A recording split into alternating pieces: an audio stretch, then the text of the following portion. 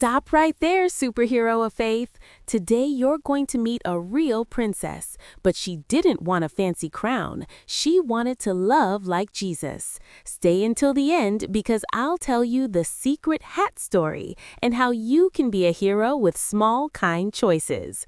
Before we start, subscribe to Superhero of Faith Stories, like this video, and tap the bell so you never miss a new saint story. And if you want these stories at home, look for our books on Amazon, made with lots of love to help kids meet God through real-life heroes. Today, we're learning about Saint Isabel of France, a princess who discovered that the biggest love doesn't always wear a crown. Sometimes it wears an apron. Isabel was born in France a long time ago, when castles and kings were everywhere. Her family was royal, super important. Her brother grew up to be Saint Louis, a king who loved God very much. But Isabel had something special too. Even as a kid, she felt a tug in her heart, like God was saying, "Come closer, I have a mission for you." As a child, Isabel learned princess things, reading, writing, and how to behave in the palace. But she didn't only care about fancy stuff. She liked quiet moments to pray. She loved learning about Jesus, and she noticed people who were hungry or lonely. It's like she had kindness radar. She could see someone hurting, and she wanted to help. When Isabel grew older, people expected her to get married because that's what princesses usually did back then. But Isabel made a brave choice. She said, "I want to belong to God." That doesn't mean she didn't love people. She did. It meant she wanted her whole life to be a gift for Jesus. And even when people were surprised, she stayed calm and strong.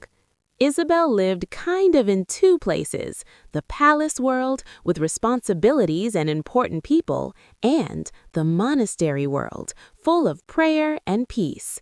But wherever she was, she stayed the same inside, humble, kind, and focused on God. It's like she wore royal clothes, but had a servant's heart. The Eucharist was very important to Isabel. She lived this truth in her heart. If I'm going to receive Jesus, first I become small. I say sorry, I make peace, and then I turn it into service. So before communion, Isabel would try to fix things. If she had been impatient, she'd say sorry. If there was a problem with someone, she'd make peace, because she believed, if Jesus is coming into my heart should be full of love, not a grudge. And after Mass, she didn't just say amen and forget it. She went out to serve people even more. One day, at the monastery, there was a lot of work to do. People thought Isabel would say, "I'm a princess, I don't do chores." But Isabel smiled and asked, "Where can I help?"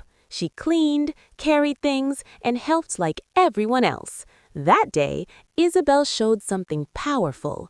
Real greatness looks like service. Isabel loved Mary, the mother of Jesus. She wanted to be humble like Mary.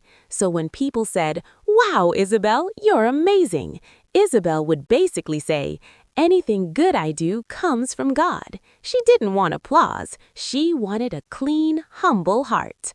Now it's your turn. You can be like Saint Isabel when you say, "I'm sorry," quickly. Make peace instead of fighting. Help at home without being asked. Share with someone who has less. Do one kind thing in secret, because small choices make you a real hero. Saint Isabel teaches us that you don't need a crown to be powerful. You don't need to be famous to be important. You just need a heart that loves like Jesus. If you enjoyed this story, subscribe to Superhero of Faith Stories, like this video, and tap the bell so you never miss a new saint story. And if you want these stories at home, look for our books on Amazon, made with lots of love to help kids meet God through real-life heroes. See you next time, Superhero of Faith.